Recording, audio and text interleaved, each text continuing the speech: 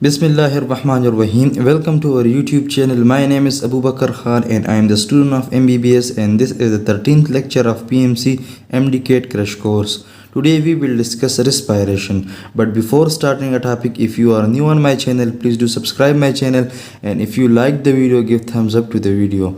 Okay, let's move toward the topic. आज का जो हमारा टॉपिक है respiration. इसमें हम respiration के बारे में पढ़ेंगे कि respiration क्या है. तो respiration हमारे साथ वो प्रोसेस है जिसमें हम ऑक्सीजन को इनहेल करते हैं और कार्बन डाइऑक्साइड को बाहर एक्सेल करते हैं. ठीक है जी. Inhalation of oxygen and exhalation of CO2 को हम रेस्पायरेशन कहते हैं. ठीक है जी. तो रेस्पायरेशन में जो अहम ऑर्गन इन्वॉल्व होता है वो होता है लंग्स. ठीक है जी. जो मेन ऑर्गन है रेस्पायरेशन में इन्वॉल्व होता है वो है लंग्स. बाकी जो है नोज, लेरिक्स, फेरिक्स, ट्रेकिया, ब्रोंकाई, उनका भी अहम फंक्शन है, लेकिन जो मेन फंक्शन है, जो मेन ऑर्गन इन्वॉल्व होते हैं वो है लंग. ठीक है जी. रेस्पायरेशन के हमारे साथ दो स्टेप है. ठीक है जी. तो पहले को हम कहते हैं इंस्पिरेशन और इनहेलेशन, दूसरे को हम कहते हैं एक्सपिरेशन और एक्सहेलेशन. ठीक है जी. इंस्पिरेशन जो है ये है एक्टिव प्रोसेस. ठीक है जी.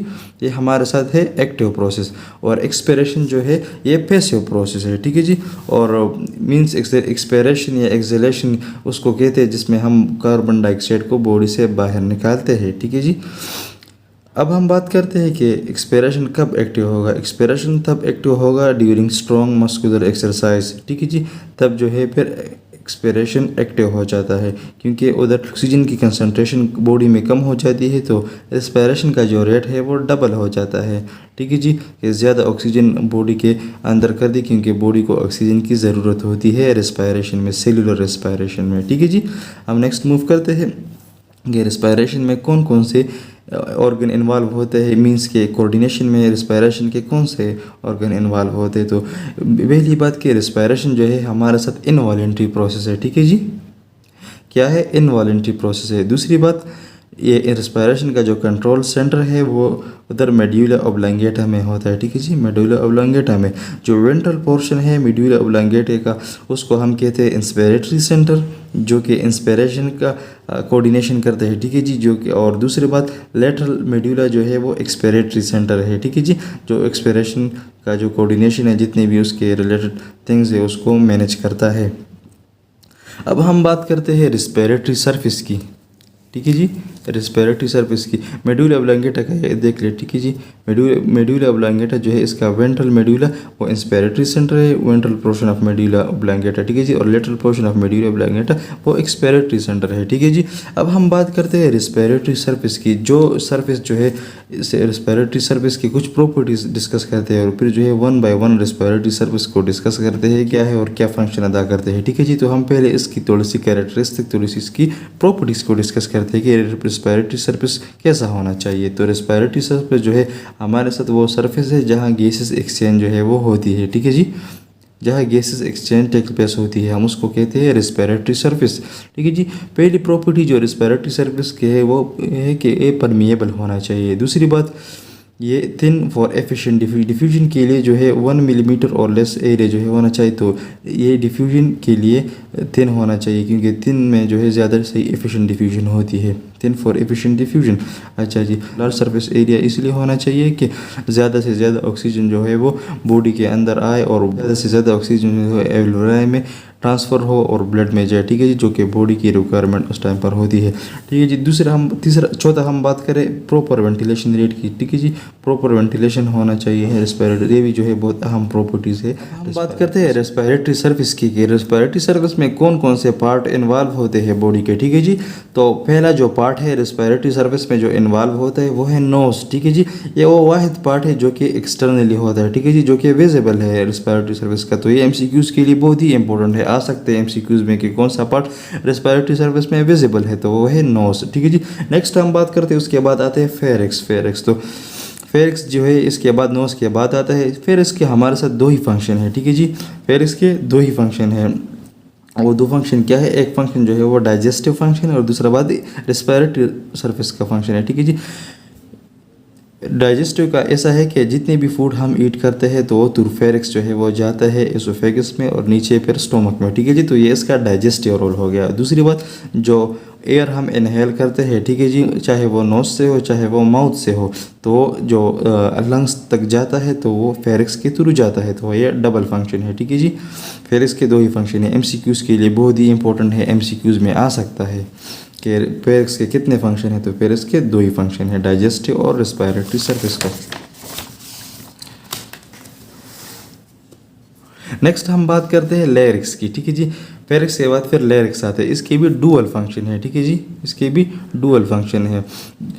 लेरिक्स क्या काम करता है, लेरिक्स के डुअल फंक्शन कौन कौन से है। तो दूसरी एक बात के लेरिक्स जो है ये एयर कैनाल है टू द लंग्स, ठीक है जी, जिससे जो है वो एयर पास होता है टू लंग्स, इसका ये एक ही फंक्शन हो गया। दूसरी बात ऑर्गन ऑफ वॉइस है, ठीक है जी, लेरिक्स। दूसरी बात ऑर्गन ऑफ वॉइस है, हम उसको कहते हैं वोकल कार्ड, ठीक है जी। 2 फाइब्रस बैंड से बना हुआ होता है लेरिक्स। तो ये इसका दूसरा फंक्शन होगा। तो लेरिक्स के भी दो फंक्शन है, एमसीक्यूज़ में आ सकता है कि लेरिक्स के कितने फंक्शन है, तो उसके भी दो फंक्शन है। तो कौन कौन से, पहला जो है air canal to the lungs, और दूसरा जो है ये ऑर्गन ऑफ वॉइस है, वोकल कार्ड है, ठीक है जी। फाइब्रस बैंड से बना हुआ होता है, 2 फाइब्रस बैंड से। अच्छा जी, अब हम बात करते हैं लेरिक्स मेन और वोमेन में जो है लेरिक्स की लार्ज होता है, कितना होता है पिच, उसका फिर क्या होता है, तो हम उसको जो है एक एक करके डिस्कस करते हैं। अगर हम मेन की बात करें मेल्स की, ठीक है जी, तो मेल्स में जो है वो वोकल कार्ड होता है, वो लार्ज होता है, बड़ा हुआ होता है, लेकिन उसका जो पिच होता है साउंड पिच वो लो होता है, ठीक है जी। साउंड पिच जो है वो लो होता है, और जो उसका वोकल कार्ड है वो बड़ा होता है, लार्ज होता है। अगर फीमेल की बात करें तो फीमेल में जो है उसका वोकल कार्ड स्मॉलर होता है और वो हाई पिच साउंड प्रोड्यूस करता है, ठीक है जी। तो ये बात एमसीक्यूज़ के लिए बहुत ही इंपॉर्टेंट है, ये याद रखें। नेक्स्ट हम बात करते हैं ट्रेकिया की। ये ट्रेकिया क्या है, ठीक है जी। तो लेरिक्स के बाद फिर आता है ट्रेकिया। ट्रेकिया जो है पहली बात की तो एयर कनाल है, ठीक है जी। लेंथ का अगर हम इसकी बात करें तो 12 सेंटीमीटर इसकी लेंथ है। विड्थ की अगर हम बात करें तो 2 सेंटीमीटर इसकी विड्थ है। अगर हम बात करें वॉल ऑफ ट्रेकिया की, वॉल ऑफ ट्रेकिया जो है ट्रेकिया किससे बना हुआ होता है, तो ट्रेकिया का जो वॉल है वो 16 to 20 horseshoe incomplete ring से बना हुआ होता है, ठीक है जी। 16 to 20 horseshoe incomplete ring से बना हुआ होता है, हार्स शू शेप्ड होता है, ठीक है जी। तो ओपन टूवर्ड्स द बैक होता है, ठीक है जी। तो ये बात भी एमसीक्यूज़ के लिए बहुत ही इंपॉर्टेंट है, ये वैल्यू याद रखिए 16 to 20, ये एमसीक्यूज़ के लिए इंपॉर्टेंट है। दूसरी बात हार शू इनकम्प्लीट रिंग है, अक्सर आते हैं कंप्लीट रिंग, तो ये इधर इनकम्प्लीट रिंग है, तो ये बात एमसीक्यूज़ में याद रखिए। अच्छा जी, हम कैरिनोमा को डिस्कस करते हैं कि कैरिनोमा क्या है। कैरिनोमा जो है एक पोजीशन, एक रीजन है, ठीक है जी। तो कैरिनोमा जो है वो रीजन है जिधर ट्रेकिया जो है वो डिवाइड होता है 2 ब्रोंकाई में, ठीक है जी।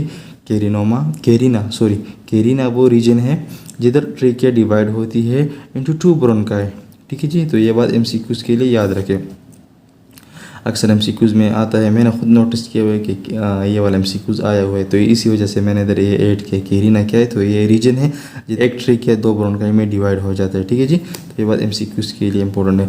दूसरा, अगर हम बात करें लेफ्ट ब्रोंकस की और राइट ब्रोंकस की जो डिवाइड होती है ट्रेकिया से, तो हम उसकी बात करें तो उसके डायमीटर की बात करें। राइट ब्रोंकस जो है उसका डायमीटर लार्ज होता है, एमसीक्यूज़ के लिए इंपॉर्टेंट है, आ सकता है। और जो ये शॉर्टर होता है, ठीक है जी, लेंथ में शॉर्टर होता है, डायमीटर में बड़ा हुआ होता है और लेंथ में शॉर्टर होता है।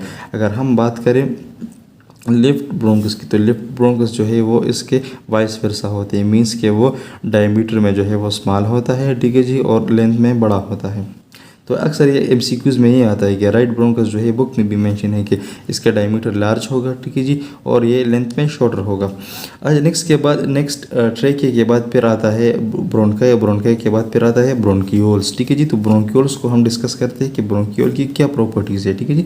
तो ब्रोंकियोल तो पहली बात किया तो हमारे साथ 1 मिलीमीटर और लेस इन डायमीटर होता है, ठीक है जी, 1 मिलीमीटर और लेस इन डायमीटर होता है। ये बात एमसीक्यूज़ के लिए बहुत ही इंपॉर्टेंट है। नेक्स्ट हम बात करते हैं कि वॉल ऑफ ब्रोंकियोल किससे बने हुए होते हैं, ठीक है जी। तो ये बना हुआ होते हैं सिलिएटेड क्यूबॉइडल एपिथेलियम से बना हुआ होता है, ठीक है जी। ब्रोंकियोल का जो वाल है वो सिलिएटेड क्यूबॉइडल एपिथेलियम से बना हुआ होता है, ठीक है जी। And layer of smooth muscle ये इससे बना हुआ होता है। तो ये बात भी एमसीक्यूज़ के लिए बहुत ही इंपॉर्टेंट है, जल्दी जल्दी इसको क्विक करें। नेक्स्ट ये बात मैं जो आगे अभी ये बात बताने वाला हूँ ये एमसीक्यूज़ में अक्सर ही आया है, ठीक है जी, कि ब्रोंक्यूल्स में जो है वो कार्टिलेजिनस प्लेट नहीं होते, ठीक है जी, वो उसमें कार्टिलेज नहीं होता। ऊपर जितनी भी ट्रेकिया ब्रोंकाई लेरिक्स फेरिक्स उसमें जो है वो कार्टिलेज होता है, लेकिन ब्रोंक्यूल जो है वो फर्स्ट है जिसमें जो है वो कार्टिलेज नहीं होता, ठीक है जी। तो इसमें नो कार्टिलेजिनस प्लेट होते हैं। नेक्स्ट हम बात करते हैं एल्वेलाई, जो कि फंक्शन यूनिट है, फंक्शनल यूनिट ऑफ लंग है, जो कि रिस्पायरेशन में उसका बहुत अहम रोल है। ठीक है जी। तो रिस्पायरेशन एल्वेलाई हम अब डिस्कस करते हैं एल्वेलाई को, कि एल्वेलाई कितना थिक होते हैं। ठीक है जी। तो ये 0.1 माइक्रोमीटर थिक होता है। नेक्स्ट हम बात करें कि ईच लंग में जो है वो कितने एल्वेलाई होंगे। तो बुक में एक वैल्यू दी हुई है कि दोनों लंग में जो है वो 700 मिलियन एल्वेलाई होते हैं। ठीक है जी। लेकिन अक्सर एमसीक्यूज़ में आता है कि ईच लंग में कितने एल्वेलाई है। तो ईच लंग में जो है वो 350 मिलियन एल्वेलाई है। ठीक है जी। 700 को हम 2 पर डिवाइड करेंगे। ठीक है जी। तो ये हमारे साथ आ जाता है 350 मिलियन एल्वेलाई। तो ये बात एमसीक्यूज़ के लिए बहुत ही इंपॉर्टेंट है। अक्सर जो है इसी ट्रिकी एमसीक्यूज़ आता है कि ईच बुक में तो दोनों का मेंशन है 700 मिलियन एल्वेलाई, लेकिन सिंपल जो है वो ईच लंग का अगर आपसे मांगे तो फिर 350 मिलियन एल्वेलाई है। तो ये बात एमसीक्यूज़ के लिए बहुत ही इंपॉर्टेंट है, इसको याद रखें। अगर टोटल सरफेस एरिया की अगर हम बात करें एल्वेलाई की, 70 to 90 मीटर स्क्वायर का जितना भी एरिया बनता है तो उसका जो है टोटल सरफेस एरिया बनाता है एल्वेलाई। अच्छा, हम बात करें कि जो एल्वेलाइस जो है वो किधर से किससे बना हुआ होता है। ठीक है जी। तो स्क्वेमस एपिथेलियम सेल से बना हुआ होता है एल्वेलाई। ठीक है जी। तो ये बात भी एमसीक्यूज़ के लिए बहुत ही इंपॉर्टेंट है।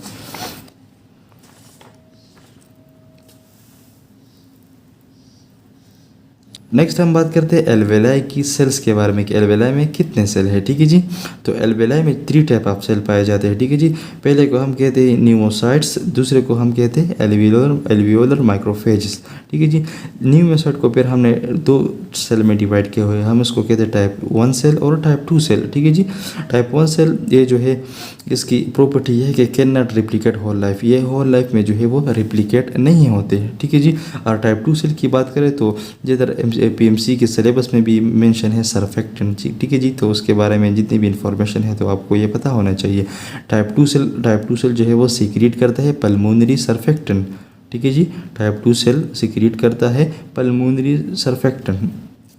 तो ये बात एमसीक्यूज़ के लिए बहुत ही इंपॉर्टेंट है। हम नेक्स्ट बात करते हैं जो थर्ड सेल है एल्वेलाई का, वो है एल्वियोलर माइक्रोफेजेस।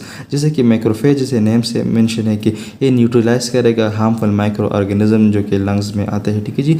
एयर जितनी भी होती है कंटेमिनेटेड होती है, जितनी भी माइक्रो ऑर्गेनिज्म आते हैं लंग्स में तो वो एल्वियोलर माइक्रोफेजेस को न्यूट्रलाइज करता है। ठीक है जी। सरफेक्टेंट की बात करें तो सरफेक्टेंट भी जो है इसका बहुत अहम फंक्शन है। ठीक है जी। तो सरफेक्टेंट का 2 अहम फंक्शन है, ये इधर मैंने डिस्कस किए हुए हैं, एमसीक्यूज़ के लिए बहुत ही इंपॉर्टेंट है। ठीक है जी। ये वाला पॉइंट मेंशन भी है। सरफेक्टेंट का 2 अहम फंक्शन ये है कि फर्स्ट बात ये कि ये सरफेस टेंशन को डिक्रीज करता है। ठीक है जी। पहली बात ये कि डिक्रीज सरफेस टेंशन, ये सरफेस टेंशन को डिक्रीट करता है। तो इससे क्या होता है, इससे यह होता है कि ये प्रिवेंट करता है लंग्स को फ्रॉम कोलेप्सिंग। ठीक है जी। तो ये बात एमसीक्यूज़ के लिए बहुत ही इंपॉर्टेंट है। नेक्स्ट अगर हम बात करें कि ये बैक्टीरिया को किल करता है। ठीक है जी। अगर एल्वियोलर में कोई बैक्टीरिया आ जाए, माइक्रो ऑर्गेनिज्म आ जाए तो उसको सरफेक्टेंट ही किल करता है और एल्वियोलर माइक्रोफेजेस भी उनको किल करता है। नेक्स्ट हम बात करते हैं लंग की वॉल्यूम की, कि लंग कितना वॉल्यूम होगा। ये बात एमसीक्यूज़ के लिए अभी न्यूमेरिकल वीडियोस में आएंगे तो इसको बहुत अच्छे गौर से देखना है। ठीक है जी। क्योंकि ये बातें जो है बुक में मेंशन है लेकिन वाज़ेह तौर पर मेंशन नहीं है। इसको मैंने जो है एक एक करके एक्सप्लेन करूँगा तो इसको जो है थोड़ा सा डीपली डिटेल में देख ले। अगर राइट लंग की अगर हम बात करें, अगर हम राइट लंग की बात करें तो राइट लंग का जो वॉल्यूम है वो है 56% इसका वॉल्यूम होता है। ठीक है जी। टोटल लंग वॉल्यूम में 56% वॉल्यूम जो है वो राइट लंग का होता है। ठीक है जी। और ये 3 लोब से बना हुआ होता है। लेफ्ट लंग की अगर हम बात करें, अभी ये बुक पे मेंशन नहीं है 44% लेफ्ट लंग का ये वॉल्यूम होता है। ठीक है जी।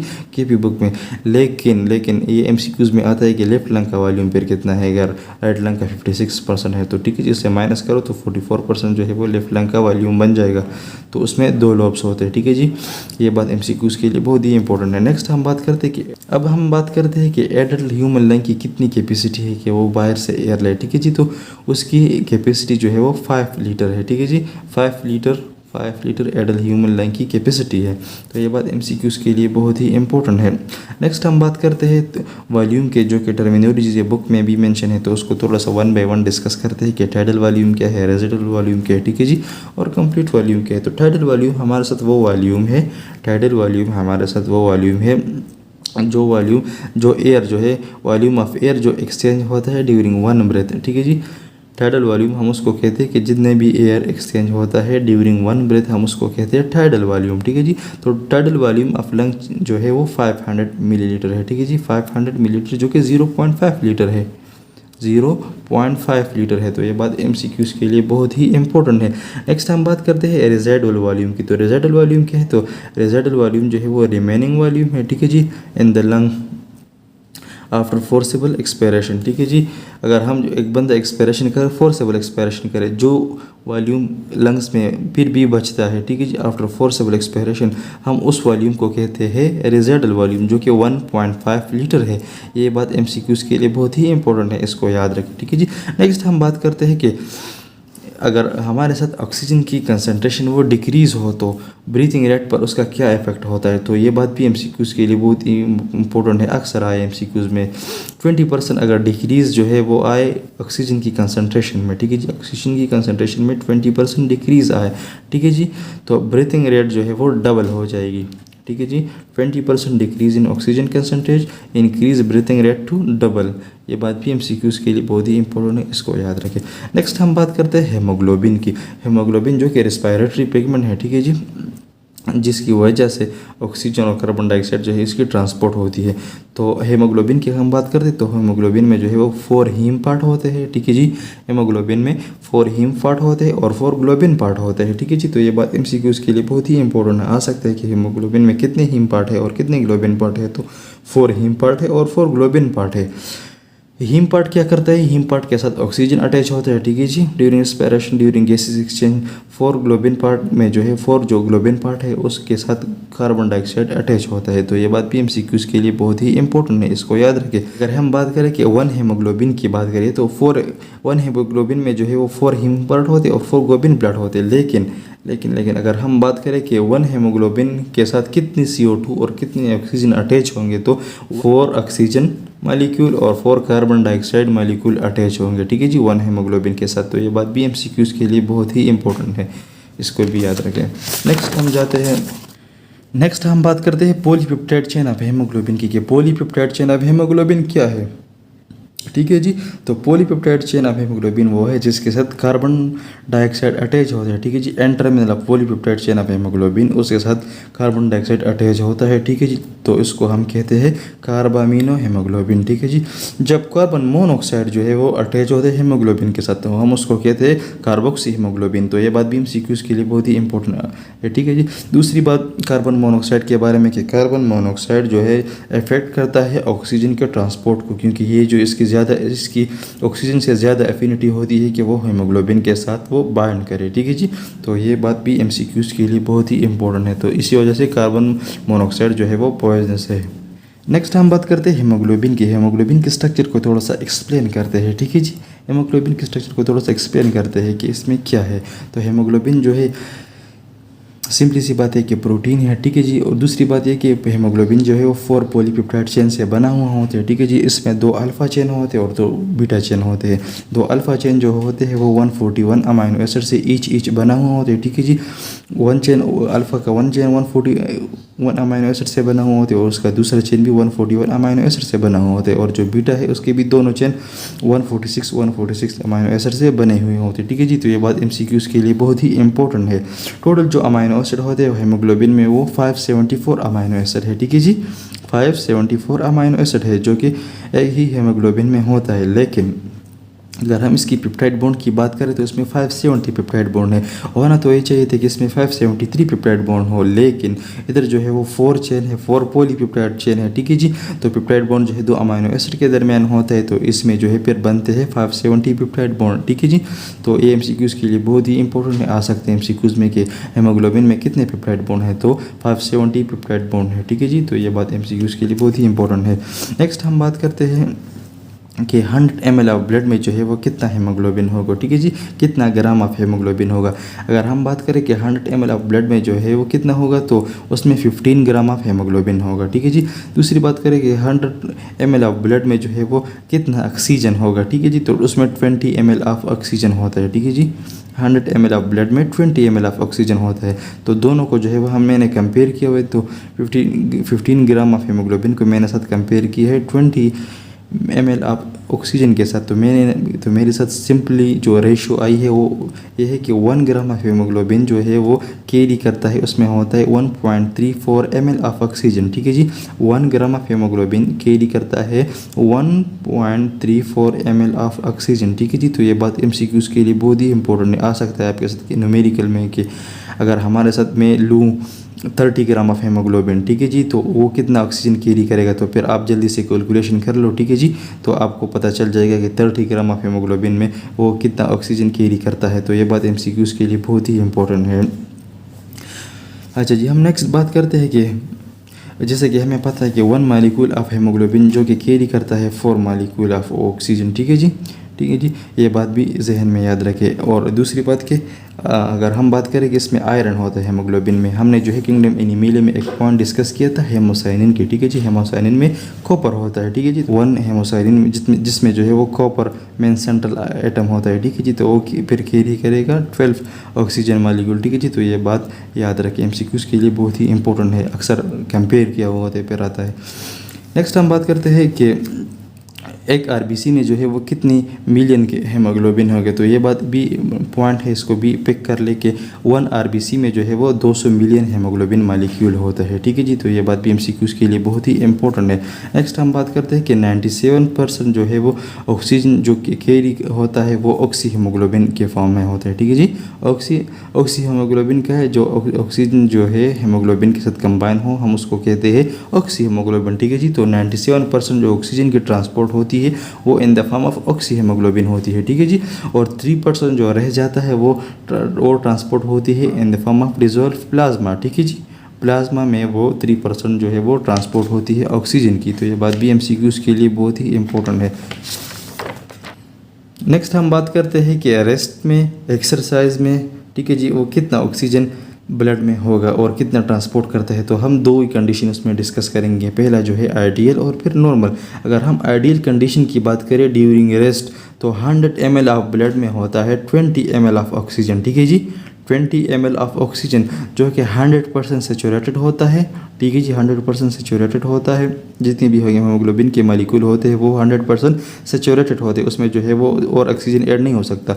और जो पार्शियल प्रेशर होता है वो 100 mm ऑफ Hg होता है। ठीक है जी, mm of Hg of partial pressure of oxygen. ठीक है जी, तो ये बात भी MCQs के लिए बहुत ही इंपॉर्टेंट है।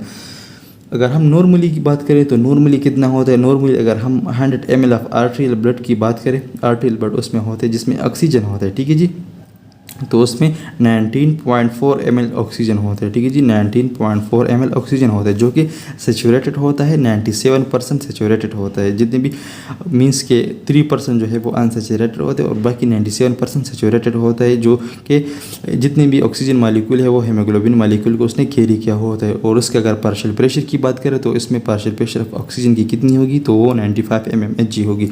MCQs के लिए बहुत ही इंपॉर्टेंट है ये वैल्यूज़। ठीक है जी, अगर हम 100 ml ऑफ वीनस ब्लड की बात करें तो उसमें जो है वो 14.4 ml ऑफ ऑक्सीजन होगा। ठीक है जी, 14.4 ml ऑफ ऑक्सीजन होगा। ठीक है जी, इसमें ऑक्सीजन की कंसंट्रेशन फिर कम होती है क्योंकि सेल में जो है उसने ऑक्सीजन ऑलरेडी डिलीवर किया हुआ होता है। अगर हम इसकी जो है वो सेचुरेशन की बात करें तो इसमें 75% सेचुरेटेड होता है। ठीक है जी, ऑक्सीजन। पार्शियल प्रेशर की अगर हम ऑक्सीजन की इसमें बात करें तो 40 mm ऑफ Hg जो है वो इसमें ऑक्सीजन की पार्शियल प्रेशर होती है। हम अब डिफरेंस को इसकी दोनों की डिफरेंस करेंगे, 100 ml ऑफ ब्लड की आर्टेरियल ब्लड और 100 ml ऑफ वीनस ब्लड की। ठीक है जी, दोनों की डिफरेंस करेंगे और फिर जो है वो इसमें मालूम करेंगे कि कितना ml ऑफ ऑक्सीजन जो है वो ब्लड ने सेल्स को दे दिया। ठीक है जी, तो अगर हम बात करें कि 19.4 ml ऑफ ऑक्सीजन इसको आर्टेरियल ब्लड में होता है और 14.4 ml ऑफ ऑक्सीजन जो है वो वीनस ब्लड में होता है। हमने इसको आपस में डिफरेंस सब्ट्रैक्ट किया तो इसमें आएगा 5 ml ऑफ ब्लड। ठीक है जी, 5 ml ऑफ ऑक्सीजन इसमें आ गए। ठीक है जी, तो 5 ml ऑफ ऑक्सीजन जो है ये रिलीज़ हुआ है टिश्यू में। ठीक है जी, 5 ml ऑफ ऑक्सीजन ये रिलीज हुआ है टिश्यू में। ठीक है जी, तो ये बात MCQs के लिए बहुत ही इंपॉर्टेंट है। जो कि वीनस आर्टेरियल ब्लड था वो 19.4 ml ऑक्सीजन कैरी करता था। ठीक है जी, टू द टिश्यू, और वापस में जो है वो वीनस ब्लड में 14.4 ml ऑफ ऑक्सीजन आ गया। तो मीन्स इसने ब्लड ने जो है 100 ml ऑफ ब्लड ने 5 ml ऑफ ऑक्सीजन जो है रिलीज़ किया टिश्यू को। ठीक है जी, तो ये बात MCQs के लिए बहुत ही इंपॉर्टेंट है। तो इसमें मैंने बात की कि by each 100 ml of blood during rest condition 5 ml of blood जो है वो रिलीज हुआ, ठीक है जी, to the tissue by each 100 ml of blood during rest condition में। ये रेस्ट कंडीशन की बात थी, ठीक है जी। हम अब बात करते हैं एक्सरसाइज में कि एक्सरसाइज में क्या होता है, ठीक है जी। एक्सरसाइज में जनरली जो है वो ऑक्सीजन की कंसनट्रेशन वो बॉडी को ज़्यादा रिक्वायर होती है, तो फिर बॉडी ज़्यादा ऑक्सीजन की कंसनट्रेशन लेता है। अगर हम बात करें एक्सरसाइज में, ठीक है जी, तो एक्सरसाइज की अगर मैं बात करूँ तो 100 ml ऑफ आर्टेरियल ब्लड जो कि उसमें होता है 19.4 ml ऑफ ऑक्सीजन, ठीक है जी। 100 में ml ऑफ आर्टेरियल ब्लड में होता है 19.4 ml ऑफ ऑक्सीजन, ठीक है जी, जो कि कैरी करता है। मैंने पहले बात की है कि 97% सेचुरेटेड होता है और 95 mmHg ऑफ पार्शियल प्रेशर इसका ऑक्सीजन पार्शियल प्रेशर होता है, ठीक है जी, ऑक्सीजन का। अगर हम अब वीनस ब्लड की बात करें, ठीक है जी, वीनस ब्लड, तो वीनस ब्लड में फिर जो है हम मुझे डिफरेंट जो है वो वैल्यू पाई गई, ठीक है जी। तो 100 ml ऑफ वीनस ब्लड जो है इसमें 4.4 ml ऑफ ऑक्सीजन होगा, ठीक है जी। मीनस ने जो है वो ज़्यादा ऑक्सीजन सेल को दे दिया, टिश्यू को दे दिया, ठीक है जी, टिश्यू को ज़्यादा ऑक्सीजन दे दिया। तो इसने जो है इधर 20% जो है वो सेचुरेटेड होता है ब्लड, ठीक है जी, 20% सेचुरेटेड होता है ब्लड और बाकी जो है वो 80% अनसेचुरेटेड होता है। तो इसमें जो है 18 mmHg पार्शियल प्रेशर होता है ऑक्सीजन का। तो ये बात भी MCQs के लिए बहुत ही इम्पोर्टेंट है। अगर हम जो है इसकी डिफरेंस की बात करें, ठीक है जी, ड्यूरिंग एक्सरसाइज की डिफरेंस की बात करें तो कितना जो है वो ऑक्सीजन 100 ml ऑफ ब्लड ने जो है वो टिश्यू को दे दिए। तो 19.4 ml जो कि ब्लड होता है, ब्लड में ऑक्सीजन होता है, ठीक है जी, 100 ml ऑफ ब्लड में भी आर्टेरियल ब्लड में, और 4.4 ml ऑफ ब्लड जो है ऑक्सीजन होता है 100 ml ऑफ ब्लड की वीनस ब्लड में, ठीक है जी। तो हमने इसको आपस में डिफरेंस किया ड्यूरिंग एक्सरसाइज, ठीक है जी। तो 15 ml ऑफ ऑक्सीजन जो है वो हमारे साथ आ गया एज अ डिफरेंस। तो 15 ml ऑफ ऑक्सीजन जो है वो रिलीज होता है, ठीक है, to the tissue by each 100 ml of blood condition, ठीक है जी। तो ये बात भी MCQs के लिए बहुत ही इंपॉर्टेंट है। 15 ml ऑफ ऑक्सीजन जो है वो 100 ml ऑफ ब्लड जो है वो 15 ml ऑफ ऑक्सीजन को रिलीज करेगा टिश्यू को by each 100 ml of blood, ठीक है जी, ड्यूरिंग एक्सरसाइज। तो ये बात भी MCQs के लिए ही इंपॉर्टेंट है, इसको याद रखें। नेक्स्ट हम बात करते हैं प्लाज्मा की, ठीक है जी। प्लाज्मा की, ये प्लाज्मा की उसमें ऑक्सीजन की कितनी ट्रांसपोर्ट होगी, तो जिससे मैंने बात की कि 3% जो ट्रांसपोर्ट होती है ऑक्सीजन की वो प्लाज्मा में होती है। तो हम उसको इधर डिस्कस करते हैं। आइडियल केस में हम इसको डिस्कस करेंगे, फिर नॉर्मल केस में इसको डिस्कस करेंगे।